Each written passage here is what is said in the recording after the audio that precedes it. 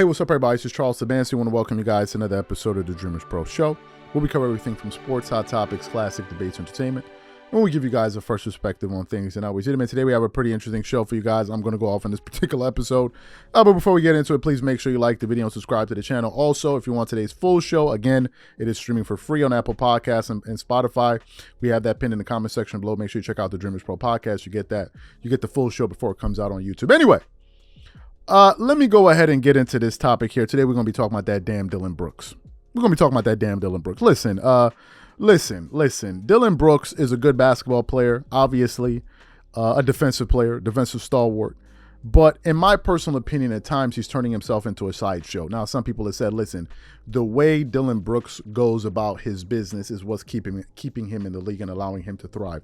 No one is saying that Dillon Brooks isn't a good basketball player. I'm not saying that. As a matter of fact, I didn't say that. If I look at Dillon Brooks, let me just see if I can pull up his statistics this season. I think he's having a good year. He's averaging 13 points per game, 3.9 rebounds, 1.9 assists per game. What you won't see in these numbers is obviously his defensive contributions.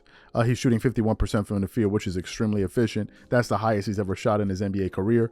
He's shooting 51.2% from the three-point line. These are all career highs in terms of percentages.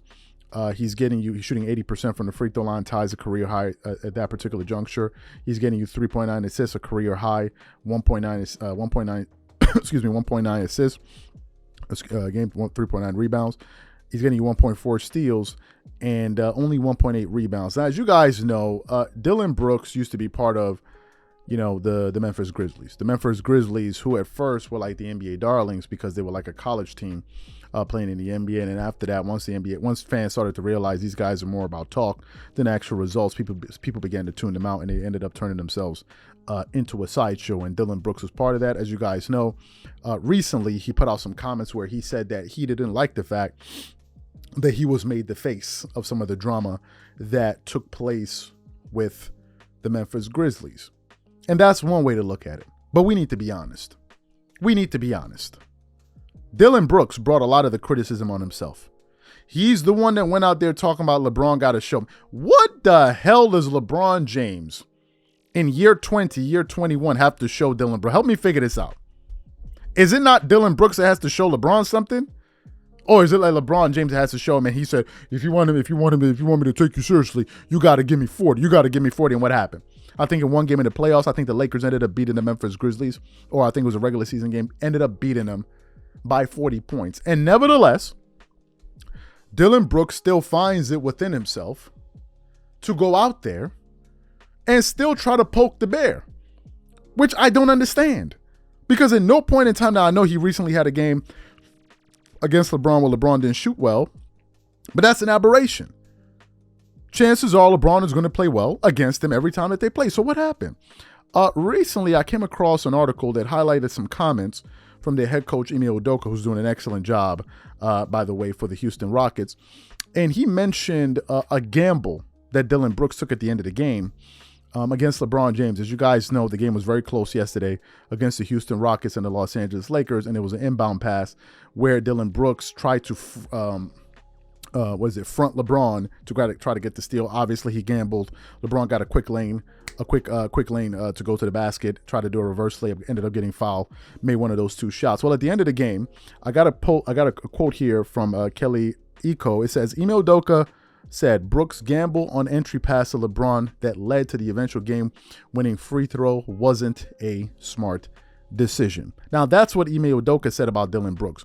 I want to get to the comments that LeBron James had to make at the end of the game when he discussed what it was like to play against Dillon Brooks and his constant antics. So what we want to do is want to play exactly what LeBron had to say here, and then we're going to come back and give you guys our thoughts. Take a listen to what LeBron James had to say here. Was there a little extra juice out there competing with Dillon, especially considering what happened for you guys in Houston? Yeah, for sure. I mean, it's a great competitor. I like going against him. And he was hooping tonight, too, for sure. He was shooting the ball exceptionally well, kept him in the game. I think they were down 7 at one point. He hit two big-time threes to keep him in the game in the fourth. So, I mean, it's competition. Those young guys, they get me going, so I need that. I would say after 21 years to be challenged that way, does that energize you even more? No. But I understand what competition is all about, and I love competition. So, no, it's nothing for me. When you dunked about, I told Dave he is not 38 years old. What is but what is a principal motivation for you after all these years?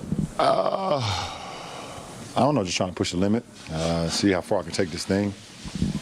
I don't know. I mean, it's me versus Father Time, so I'm trying to change the narrative. And started off last year, and see if I can keep it going. But just competition. And then I looked over at one point and seen Bronny sing courtside too. I was like, okay, I still got to turn it up a little bit more, even more with him in the building. So that was motivating for sure with that. And then my teammates, they be joking about me, say I lay the ball up too much when I got an open lane. So, I just try to, I got to change that narrative too. I told him I'm not in shape right now. Let me get into some more shape. So you heard what LeBron James had to say. Now, here are my thoughts, and I'm just going to give you guys my raw feelings on this. Listen. I know LeBron said that, yes, I like competition. He's trying to compete, etc., etc., etc. To me, this is clownish. This is clownish, and I'll tell you why. LeBron has pretty much accomplished every single thing in the NBA. What has Dillon Brooks accomplished? Apart from being a good defensive player and being an irritant.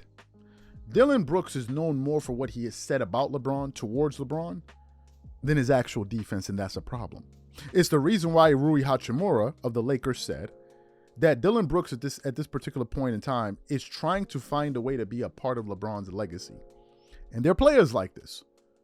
There was a Kobe stopper, the guy that tried to stop Kobe, and so many other players that felt like, okay, I'm going to be the guy that's going to be a part of this guy's story, that I'm the person that slowed this guy down. But in this particular instance, what happened? Yesterday, LeBron goes out there. He scores 37 points on 73% shooting from the field. I think he shot, over 40% from the free throw line. From the three-point line. Shot I think roughly 80% from the free throw line or something like that. He had a fantastic game. And at the end, what happens? LeBron comes out looking like a genius, and Dillon Brooks looks like the jackass of the game. Had LeBron not had good stats, and the Lakers still won, Dillon Brooks still looks bad. There's nothing that Dillon Brooks can do to make LeBron look bad. Nothing. But there are things that LeBron can do on the court that can make him look bad. So why take the gamble? Why take the gamble? Why are you trolling a player of this caliber? Why are you doing it? Now, some people think it's funny. I think it's disrespectful. Personally, I think it's disrespectful. And I can only believe that you're doing this to troll. There's nothing that Dillon Brooks can do to LeBron that will affect his legacy. Absolutely nothing. He can play against LeBron, and LeBron can go 0-15, score 0 points, and no one will care. No one will care. Do you know why? Because number one, we all know that LeBron is at an advanced age, 39 years old, number one. Number two, we already know what he accomplished. We already know what he has accomplished. So there's nothing really that you can do. I think LeBron was just being nice in his comments to not basically flame him. So he said, I back the. At this point, if you look at LeBron in various instances of the game, if you look at some of the highlights, not just this game, the other game, they were playing the Lakers were playing, I think in Houston, and Dillon Brooks is standing across the court staring at LeBron. LeBron, I think, is laughing at this point. I think the entire thing is humorous. And to me, I think this has to do more about the conversation around it than the substance. And that's my issue with it. I'm sorry, LeBron is not my favorite player.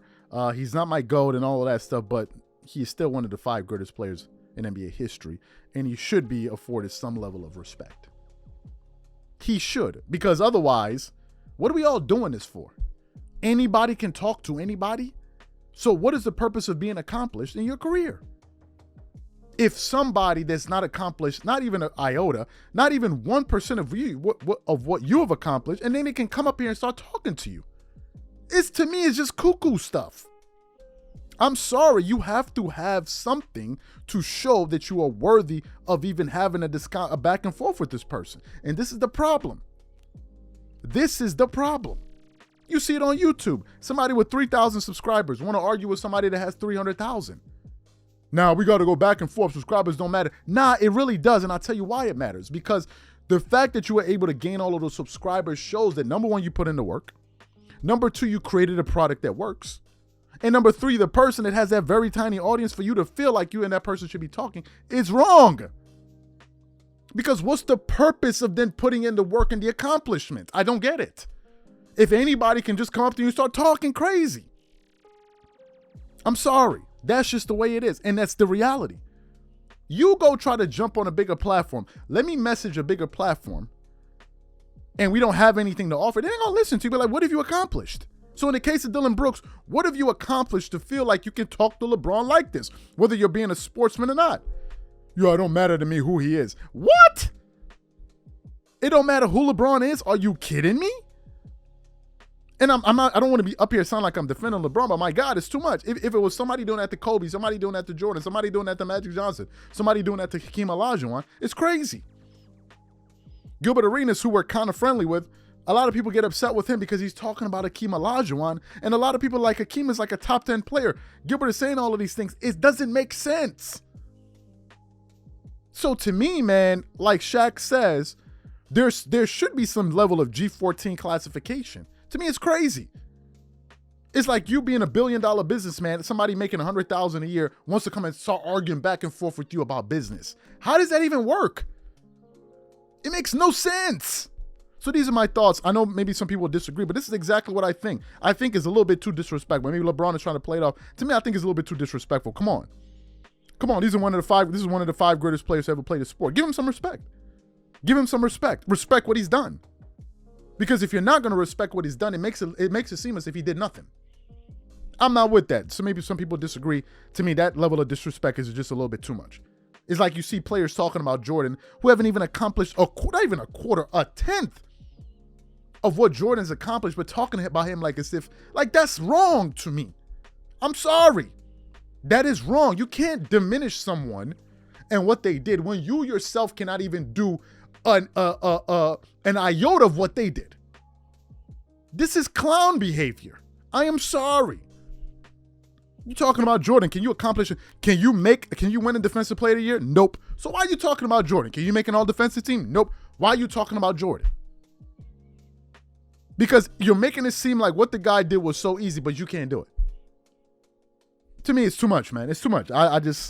I'm not with all of the insults and the buffoonery. Let's stick to the sports. Let there be substance. I don't mind if there's a back and forth, but let the back and forth be real. This is not even a back and forth. This is just some nonsense, in my personal view. These are my thoughts. Whatever you guys think, please leave your thoughts and comments in the comment section. We catch you guys on the next show. Peace.